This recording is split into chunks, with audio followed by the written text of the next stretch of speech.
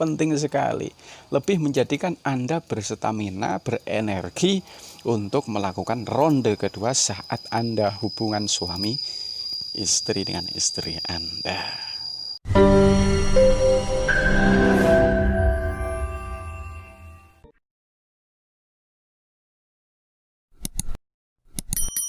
Assalamualaikum warahmatullahi wabarakatuh. Alhamdulillah wassalatu wassalamu ala rasulillah Muhammad ibn Abdillah wa ala alihi wa ashabihi wa mawala. Akhir-akhir ini terkadang kita itu bingung untuk membedakan mana orang baik dan mana orang yang belum baik atau tidak baik. Karena kan akhir-akhir ini lagi viral ya, antara sesama muslim ya, antara sesama golongan itu saling adu argumentasi, bahkan saling mengancam. Gini aja lah, untuk melihat orang baik dan tidaknya, wallahu a'lam. Yang jelas biasanya kebaikan seorang itu akan terlihat saat orang-orang itu menemui kematiannya. Cirine gampang. Wong sing apik iku wong nek mati sing mati seneng, guyu, mesem, tapi tetangga kita, saudara-saudara kita itu menangis. Itulah orang yang benar-benar bagus, orang-orang baik. Tapi sebaliknya, orang jelek adalah orang yang saat kematiannya merasakan kesakitan, kesedihan, kegalauan. Tapi orang-orang di sekitar kita itu akan merasa bahagia karena kita itu telah meninggal dunia. Na'udzubillahi min dalik. Itulah ciri orang yang jelek. Jadi nek sing apik gue mati dalam keadaan seneng tersenyum, tapi sekitarnya pada menangis karena merasa kehilangan. Sebaliknya wong elek iku mati dalam keadaan susah, tapi sekitar kita ibaratnya itu pada ketawa. Oh, ini bajingannya sudah mati, alhamdulillah. Begitu kan?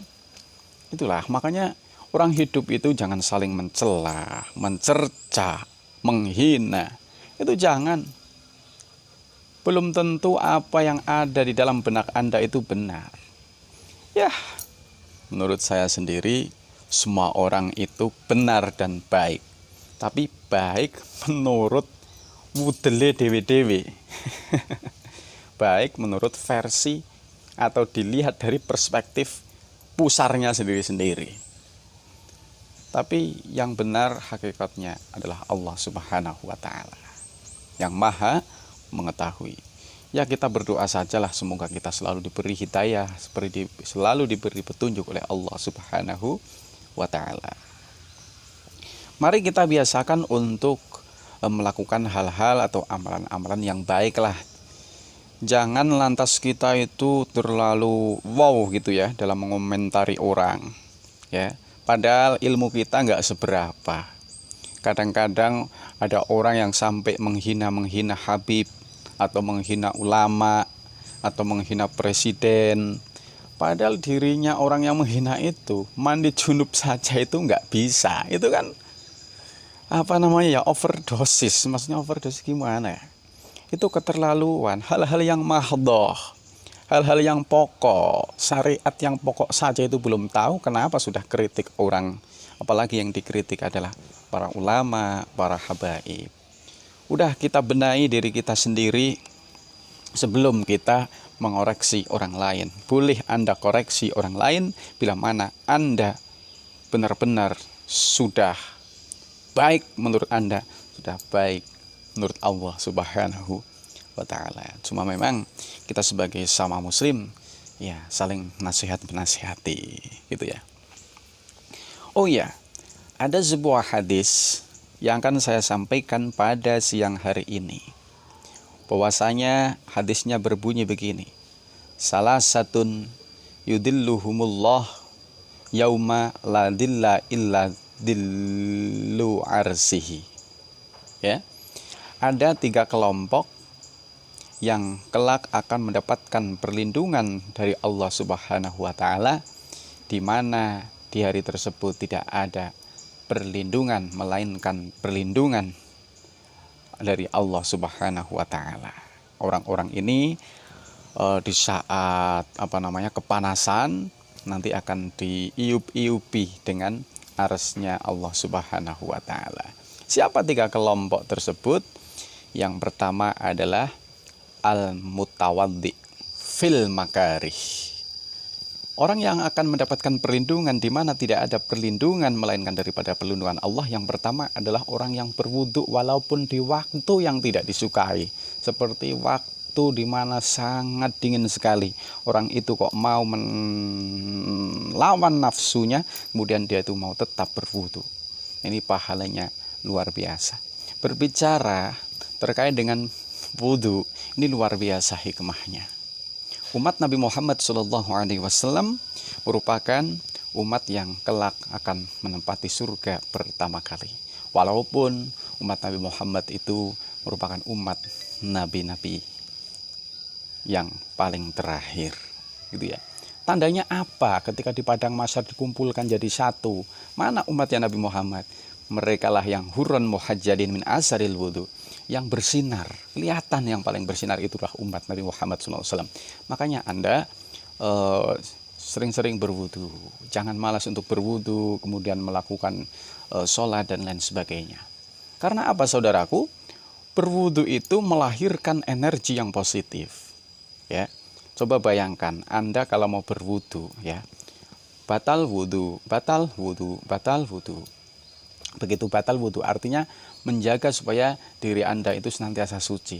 Pasti energinya positif. Anda itu akan terdorong untuk melakukan kegiatan-kegiatan yang positif. Untuk membaca Quran lah, untuk beribadah lah, untuk sholat sunnah lah, gitu kan. Nggak mungkin ketika Anda rajin-rajin berwudu, tapi Anda justru berkeinginan, berwudu ini aku mau nyuri. Setelah wudu ini aku mau ngerampok rumah orang. Nggak mungkin, ya. Karena sudah tertanam energi yang positif. Jadi dengan Anda melakukan berwudu akan selalu tertanam energi yang positif dan terdorong untuk melakukan hal-hal yang baik. Ora ukur penggaweane marah-marah terus, emosian terus, gitu ya. Siapapun dikritiki, siapapun disalahkan, gitu ya. Ya katanya rajin berwudu, tapi kenapa caci maki selalu bergulir sampai sekarang? Ramai di media sosial dan lain sebagainya. Katanya suka berwudu, ya, itu berarti nggak berfungsi, ya. Sebenarnya wudu itu maksudnya itu supaya bisa terjaga emosi kita, terjaga amarah kita. Mungkin kalau masih marah-marah ya mungkin nggak pernah wudu kali ya. Jadi ketika Anda marah, solusinya pun ya, ketika Anda marah dalam keadaan berdiri, maka duduklah. Ketika Anda marah dalam keadaan duduk, maka berbaringlah, ya. Supaya apa? Supaya Anda tidak akan meluapkan emosi. Tidak malah kebalik, marah dalam keadaan duduk, malah berdiri. Ya, akhirnya apa? Ngamuk, bus, disepaki kabeh. Gitu ya. Nah, ada suatu hikmah lagi orang yang berwudu. Saya teringat sebuah hadis. Ya, idza ata ahadukum ahlah thumma arada ayyauda falyatawadda fa innahu ansyatu lil aud. Ya, ketika Anda mendatangi istri Anda atau berkumpul dengan istri Anda, kemudian Anda setelah selesai berkumpul ronde pertama, Anda akan melanjutkan ke ronde berikutnya, maka falyatawadda, maka hendaklah berwudu, karena dengan wudu itu ansyatu lil aud, lebih menjadikan terengginas, lebih menjadikan semangat untuk mengulangi atau untuk melakukan ronde yang kedua. Nah itu penting sekali, lebih menjadikan Anda berstamina, berenergi untuk melakukan ronde kedua saat Anda hubungan suami istri dengan istri Anda, begitu ya. Itu hikmah daripada berwudu. Jadi akan melahirkan energi yang positif atau stamina yang lebih kuat, ya. Kemudian yang kedua, orang yang mendapatkan perlindungan oleh Allah di mana tidak ada perlindungan kecuali perlindungannya adalah al-masyi ilal masjid fidzulmi, ya. Nomor dua adalah orang yang berangkat ke masjid walaupun jalannya dalam keadaan gelap, ya. Senantiasa berjamaah dan berjamaah, gitu ya. Nomor tiga adalah mut'imul ja'i, orang yang memperhatikan kaum yang lemah, ngasih makan orang yang kelaparan dan lain sebagainya. Ini bisa dimaknai banyak hal. Mut'imul ja'i itu intinya meringankan beban orang yang itu sengsara, orang dalam kesempitan, ya. Ini cuma gambaran saja. Mut'imul ja'i memberi makan kepada orang yang kelaparan, kan. Jadi maksudnya bisa luas, ini ya. Luas intinya membantu dan meringankan beban orang lain. Ya, demikian video kali ini, semoga bermanfaat untuk mengisi kekosongan waktu kita. Mari kita benahi diri kita agar senantiasa kita memperbaiki akhlak diri kita tanpa mencela orang lain. Assalamualaikum warahmatullahi wabarakatuh.